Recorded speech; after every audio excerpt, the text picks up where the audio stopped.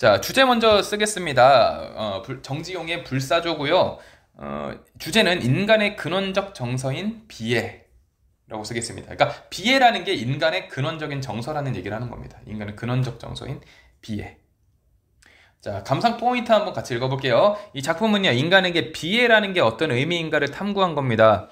그래서 이것을 뭐 어떻게 표현하냐면요, 박힌 화살, 뭐 날지 않는 새, 뭐 신부 이런 식으로 이제 빗댑니다. 빗대는데 이 빗대는 그 대상들을 선정한 그 기준이 뭐냐면요, 벗어나고 싶어도 벗어날 수 없다라는 겁니다.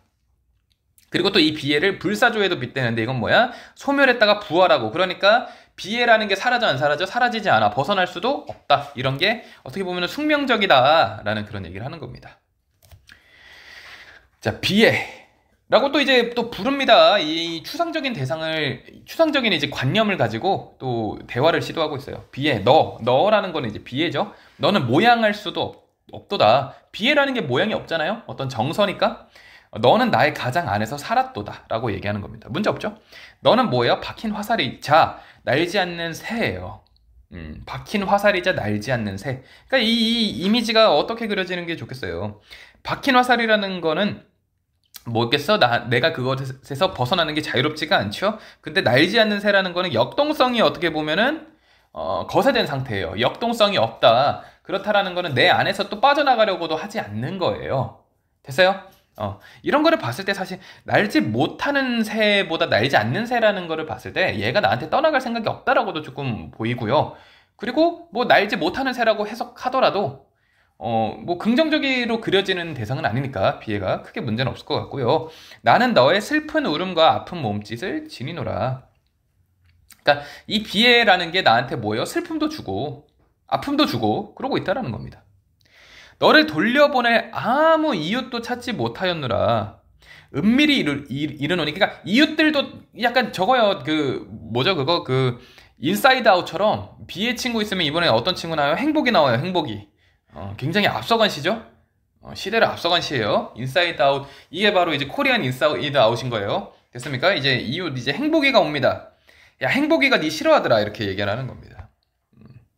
됐습니까? 너는 짐진 나의 심장을 차지하였더뇨. 그러니까 심장을 차지했다라는 게 나의 코어를 이제 지배당했다라는 건데, 그러니까 이 화자는 어떻게 된 거예요? 결국 이 비애 상황에 이제 처하게 된 거죠.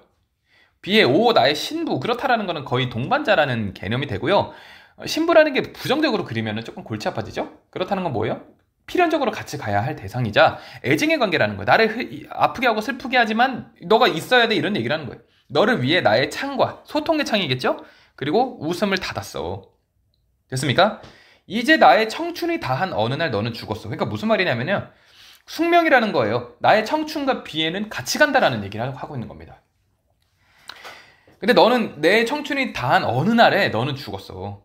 그런데 너를 묻은 아무 성문도 보지 못했어. 너를 묻은 비석이 없었다는 겁니다.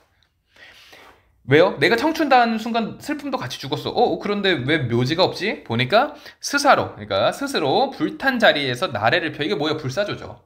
다시 살아나는 거예요. 오, 비애, 너의 불사조, 나의 눈물이야. 이거 또 살아났어. 지겨워. 이렇게 하고 있는 겁니다. 크게 문제가 없을 것 같습니다. 뭐 실존주의적인 어떤 내용을 담고 있네요. 좋습니다. 이렇게 해석하면은 큰 문제 없겠습니다. 여기서 뭐 비애를 무엇으로 형상화하고 있고, 그 형상화한 대상들이 왜 그걸로 형상화하고 있는지, 예를 들어서 화살이라든가 새라든가 신부, 불사조, 왜 이런 거에 비유를 때려받고 있는지에 대해서 조금 더 고민을 해주면 좋을 것 같습니다. 알겠습니까? 그 다음에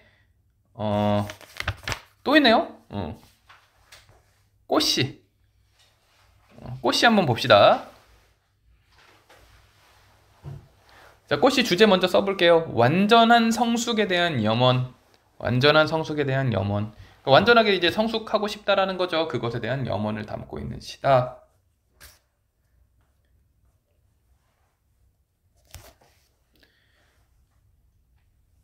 자, 뭐 감상 포인트 같이 보겠습니다. 이 작품은요, 가을날에 이제 이파리 그리고 꽃, 얘네들이 사라진 뒤에 뭐가 생겨요? 가을이니까 잎과 꽃이 이제 슬슬 지죠? 그러면은 꽃씨가 생겨요. 작은 꽃씨가 보이고 거기서 이제 깨달음을 얻는 겁니다. 깨달음을 얻어요. 이 가을이라는 계절은 뭐예요? 여름에 이제 꽃이 제일 많이 핀다고 이제 보통 얘기해요. 봄에 꽃이 피기 시작하고 여름에 제일 화려하고, 그게 이제 끝나고 맞이한 가을은요, 외롭고 쓸쓸한데 뭔가 여물어가요. 과일 같은 게 있겠죠? 뭐 추수의 계절이라고도 하잖아요. 그래서 그 소멸의 계절이라고도 생각할 수 있는데, 그 외로움마저 여물어가는 것을 성찰하면서, 아, 내가 성숙하기 위해서는 이렇게 비워야 되는구나, 이렇게 이제 얘기를 하는 겁니다. 내용 한번 읽어볼게요. 가을날, 그 시점에 대해서 알려주고 있죠. 그러니까 이게 이제 두 가지입니다. 결실을 맺는 계절이기도 한데 다 비워내는 계절이기도 하는 거예요. 빈손에 받아든, 그러니까 지금 이제 하나씩 비워가고 있는 계절이 가을이죠. 작은 꽃이 하나, 지금 이제 그 여름에 꽃 같은 거 다 이제 폈다가 지고 이제 꽃이 하나 이렇게 푹 떨어진 겁니다. 그 숱한 잎이며 꽃이며 뭐 그런 것들이 있죠. 그런 것들이 여름에 이제 어떤 특징적인 것들이죠. 걔네들이 소멸한 후에 오직 한 알의 작은 꽃씨 속에 모여든 가을. 그러니까 남은 거는 이거 하나밖에 없다. 이게 어떻게 보면은 이 꽃이라는 게 내가 아까 말했던 열매 같은 거예요. 이 결론적으로 얘가 남았다라는 겁니다. 결론적으로. 나머지는 다 죽고. 그리고 이 모여든이라는 개념이, 이게 응집성에 대해서 얘기하는 게, 이 꽃이 안에 어떻게 보면 그 나무 하나가 들어있는 거랑 다름이 없잖아요. 됐습니까? 빛나는 여름의 오후. 그러니까 다시 여름을 이제 생각하죠. 핏빛 꽃들의 몸부림이며 뜨거운 노을의 입김이 여물어 굉장히 역동적이고 강하죠. 핏빛 꽃들 굉장히 강렬하죠. 걔네들이 몸부림치고 뜨거운 노을 이런 것들의 입김, 걔네들이 여물었어. 그런 강력하고 화려하고 역동적이었던 여름이 응축됩니다. 그래서 하나의 가벼운 무게겠죠. 작은 꽃씨로 이제 모아지는 거예요. 자, 비애의 껍질을 모아. 왜 비애예요? 꽃이 시들고 낙엽이 지고 슬프죠? 얘네들을 모아가지고 태워요. 그러면요, 갑자기 뜰이 넓어가는 가을날, 그러니까 텅 비었으니까 넓어 보이겠죠? 내 마음 어느 깊이에서도 고이 여물어가는 빛나는 외로움. 자, 이거 역설법이죠? 빛나는 외로움. 빛난다라는 거는 플러스 마이너스? 당연히 플러스. 외로움은요? 마이너스. 문제없죠? 근데 이제 여물어가는 빛나는 외로움, 여물어가는 게, 내가 가끔 이제 수업하다가 충격받을 때가 있는데, 여물어간다라고 했는데 애들이 부정적으로 읽더라고. 임 여물어 아니에요? 임 여물어 할 때 그 여물어, 뭔 말인지 알죠? 내가 여문다라는 거는 어떤 결과적으로 나온다라는 의미예요. 알겠죠? 설명 안 할게요. 고3들한테 여물어를 설명하고 싶진 않네. 하여튼, 여물어가는 이제 빛나는 외로움. 그러니까 왜 외롭겠어? 그 화려했던 친구들은 다 어디 갔어? 다 사라졌죠? 남은 거는 이제 꽃이 하나만 남았는데, 얘가 어떻게 보면은 새로운 시작의 어떤 시작점이 되는 거죠. 그렇기 때문에 빛난다. 그리고 이 외로움이 있어야 되는, 가을에 있어야 봄이 오니까. 오늘은 하늘의 꽃씨를 골라가지고 이제 긴 기다림에, 그러니까 얘가 이거 보면서 느낀 점 이렇게 쭉 얘기했던 거예요. 그 꽃씨를 골라서 긴 기다림의 창변에 이제 화려한 어젯날의 대화가 뭐겠어. 겁나 화려했잖아 여름에. 그 대화들, 이 추억들을 꽃씨에 응축해서 묻어. 그러면은 다시 봄이 오고 여름이 오겠죠. 이렇게 해석하면 되겠다. 됐습니까? 원진부 최고의 국어학원, 성공적인 입시를 위한 성공 솔루션.